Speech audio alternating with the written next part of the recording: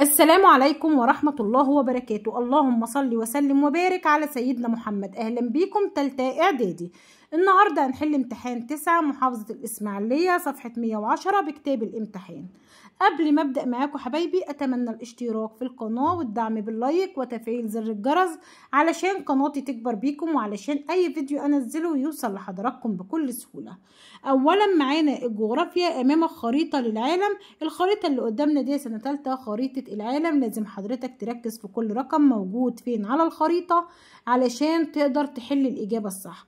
نهر المسيسيبي بيمثل مصبه إيه؟ بيمثل مصبه الرقم 3. الغابات الموسمية يمثلها الرقم 2. السلالة الزنجية يشير إليها رقم 1. السؤال اللي بعد كده اختر الإجابة الصحيحة مما بين القوسين. القارة التي تحتل أعلى معدل وفيات وأقل معدل مواليد قارة أوروبا. على طول هتكتب قارة أوروبا. السؤال اللي بعد كده اكتب كلمة صواب أو كلمة خطأ أمام العبارة التالية مع ذكر السبب في الحالتين. تتفق سهول سيبيريا مع شمال كندا وألاسكا في المناخ والسلالة البشرية. طبعا صواب. في الصواب لازم تذكر السبب ان انت قلت صواب ليه. صواب حيث كل منهما ينتمي إلى إقليم التندرة وكل منهما ينتمي إلى السلالة المغولية. السؤال اللي بعد كده بما تفسر ضيق السهول الساحلية في قارة أفريقيا بصفة عامة. هنقول بسبب اقتراب حافات الجبال والهضاب من الساحل. بسبب اقتراب حافات الجبال والهضاب من ايه؟ من الساحل. تمثل فئة صغار السن تحديا واضحا لبعض دول العالم.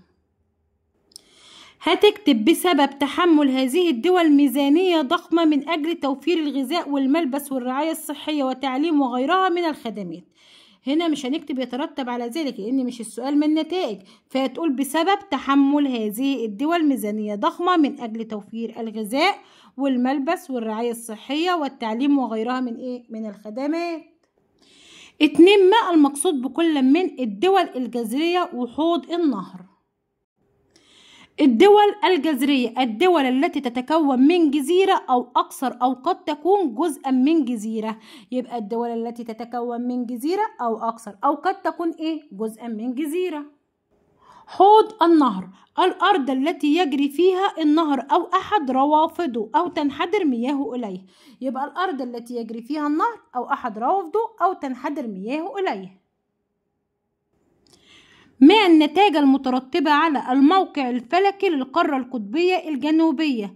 النتائج المترتبة أصبحت قارة متجمدة غير مأهولة بالسكان. أصبحت قارة متجمدة غير مأهولة بالسكان.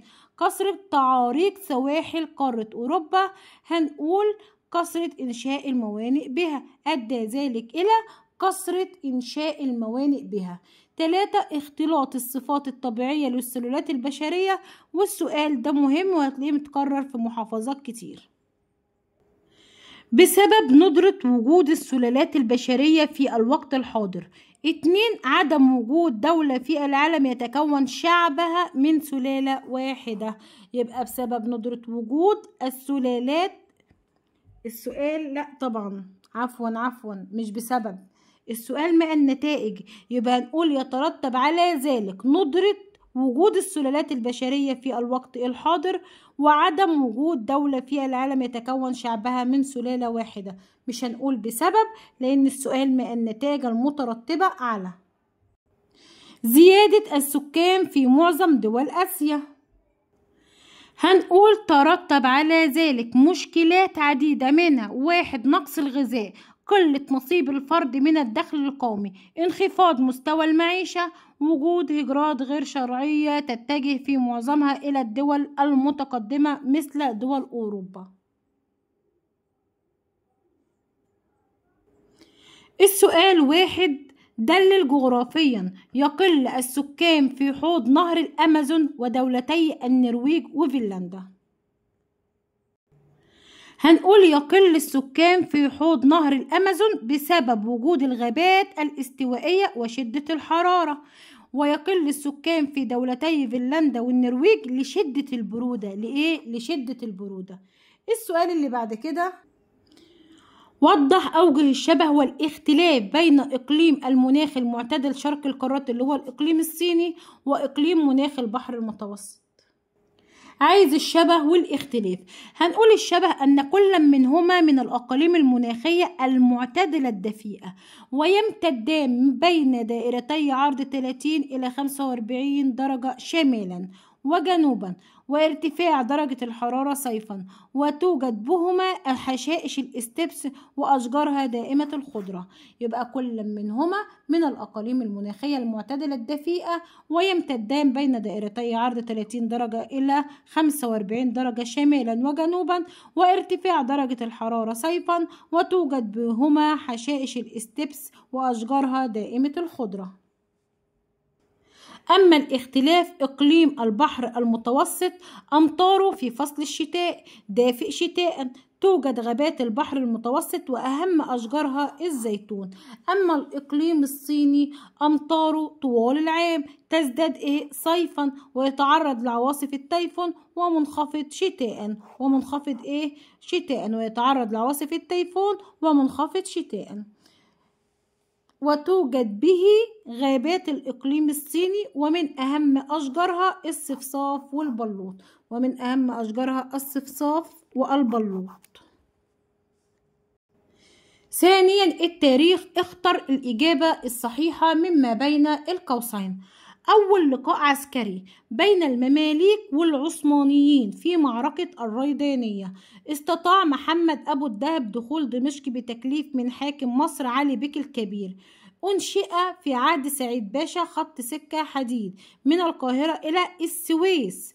تولى محمود سامي البارودي منصب ناظر الجهادية في وزارتي رياض باشا وشريف باشا. السؤال اللي بعد كده معانا ب. اكتب كلمة صواب أو كلمة خطأ أمام العبارة التالية مع ذكر السبب. في الحالتين شهدت منطقة بولاق إقامة منشآت ثقافية وعسكرية في عهد مين؟ محمد علي.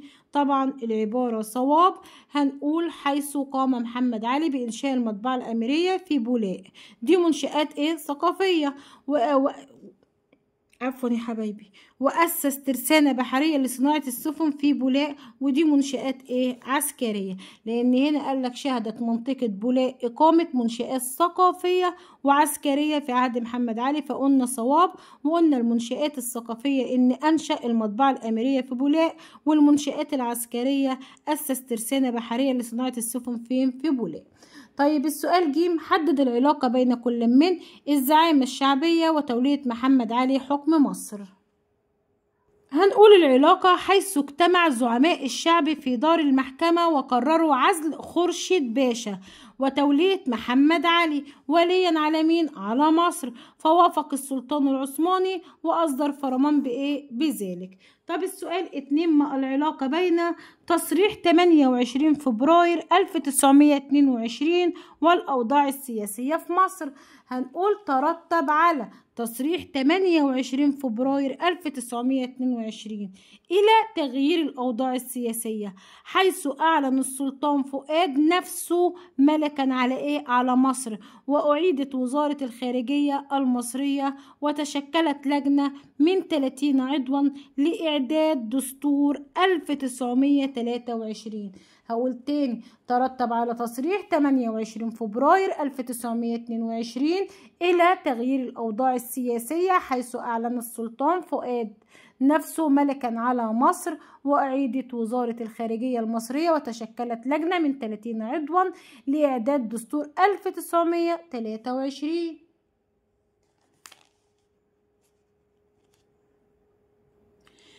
4. أجب عما يلي. التاريخ يعيد نفسه. يطبق مدلول العبارة السابقة والصورة المقابلة على عصر إسماعيل. وضح ذلك وما رأيك في دور محمد فريد في النهوض بالتعليم. طبعا مع ذلك احنا خلينا في اول سؤال. التاريخ يعيد نفسه، يطبق مدلول العبارة السابقة والصورة المقابلة على عصر اسماعيل، وضح ذلك. هنقول حيث أعاد فتح المصانع التي أغلقت في عهد عباس وسعيد في إنشاء مصانع السكر بالوجه القبلي، لأن الصورة دي عودة النصر لصناعة السيارات بعد توقفها بكل فخر صنع في مصر. حيث أعاد فتح المصانع التي أغلقت في عهد عباس وسعيد في إنشاء مصانع السكر بالوجه القبلي. طب رقم 2، ما رأيك في دور محمد فريد في النهوض بالتعليم؟ مع ذلك ليه؟ لأن دعا إلى إنشاء مدارس الشعب الليلية للتعليم العمال والفقراء مجانا. هقول تاني ليه؟ لأن لو الخط مش واضح. دعا إلى إنشاء مدارس الشعب الليلية لتعليم العمال والفقراء مجانا، لتعليم العمال والفقراء مجانا. ودعا إلى جعل التعليم إلزاميا وبالمجان في المرحلة الابتدائية. يبقى جعل التعليم إلزاميا وبالمجان في المرحلة الابتدائية. دلل لعبت الأوضاع السياسية والاقتصادية دورا مهما في تدهور دولة المماليك. هنقول بسبب اكتشاف طريق رأس الرجاء الصالح وتحطيم الأسطول المملوكي في معركة ديوق البحرية والصراع المستمر بين المماليك وكثرة الفتن والثورات الداخلية واضطراب الأمن. يبقى أقول تاني بسبب اكتشاف طريق رأس الرجاء الصالح وتحطيم الأسطول المملوكي في معركة ديوق البحرية، وده طبعا تدهور اقتصادي. طب عايزين التدهور السياسي اللي هي السياسية. هنقول بسبب الصراع المستمر بين المماليك وكثرة الفتن والثورات الداخلية واضطراب الأمن. احنا قلنا ليه كلهم؟ لأن هنا قالك ايه؟ هنا قالك سياسي وقالك ايه؟ وقالك اقتصادي. تمثل النتائج العلمية للحملة الفرنسية على مصر أبرز نتائجها. هنقول تتمثل في 1. دراسة شق الترع تربط بين البحر الأحمر والبحر المتوسط، إنشاء المجمع العلمي المصري، تأليف كتاب وصف مصر، اكتشاف حجر رشيد، وقد ترتب عليه التعرف على التاريخ المصري القديم. أثرت حروب محمد علي في اليونان سلبا وإيجابيا على مصر. عايز سلبا وإيجابيا، عايز حروب محمد علي في اليونان سلبيا وإيجابيا على مصر. هنقول الإيجابي ارتفاع مكانة مصر دوليا وضم جزيرة كريت. أما السلبي توتر العلاقة بين محمد علي والسلطان العثماني وتحطيم الأسطول المصري في معركة نيفارين 1927. يبقى السبب الإيجابي ارتفاع مكانة مصر دوليا وضم جزيرة كريت. السبب السلبي توتر العلاقة بين محمد علي والسلطان العثماني وتحطم الأسطول المصري في معركة نيفارين 1927. شهدت معركة التل الكبير بطولات وطنية رغم الهزيمة. ركزوا يا سنة تالتة. هنقول حيث شهدت ميادين القتال بطولات مصرية خالدة، منها بطولات الضابط محمد عبيد الذي صمد بقوته أمام القوات البريطانية وقاتلهم قتالا شديدا إلى أن استشهد هو ومعظم رجاله. تاني، حيث شهدت ميادين القتال بطولات مصرية خالدة، منها بطولات الضابط محمد عبيد والذي صمد بقوته أمام القوات البريطانية وقاتلهم قتالا شديدا إلى أن استشهد هو ومعظم رجاله. السؤال اللي بعد كده، أعداء الأمس أصبحوا أصدقاء اليوم. تمثل المقولة مشكلة واجهت مصطفى كامل في كفاحه ضد الاحتلال البريطاني، وضح ذلك. السؤال ده مهم. أعداء الأمس أصبحوا أصدقاء اليوم، تمثل المقولة مشكلة واجهت مصطفى كامل في كفاحه ضد الاحتلال البريطاني، وضح ذلك. هنقول حيث تخلت فرنسا عن مساندة مصطفى كامل بعقدها الاتفاق الودي مع مين؟ مع انجلترا عام كام؟ 1904، والذي ينص على انفراد انجلترا بحكم مصر مقابل ايه؟ مقابل انفراد فرنسا بحكم مراكش اللي هي المغرب حاليا. يبقى حيث تخلت فرنسا عن مساندة مصطفى كامل بعقدها الاتفاق الودي مع انجلترا، والذي ينص على انفراد انجلترا بحكم مصر مقابل انفراد فرنسا بحكم مراكش اللي هي المغرب حاليا.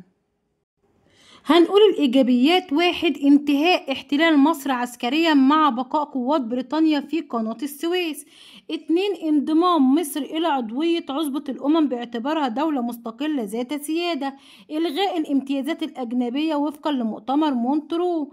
تقوية الجيش المصري لكي يتمكن من الدفاع عن قناة السويس بمفرده، وبالتالي تجلو القوات البريطانية عن مصر. وحرية مصر في عقد المعاهدات السياسية مع الدول الأجنبية بشرط ألا تتعارض مع هذه المعاهدة.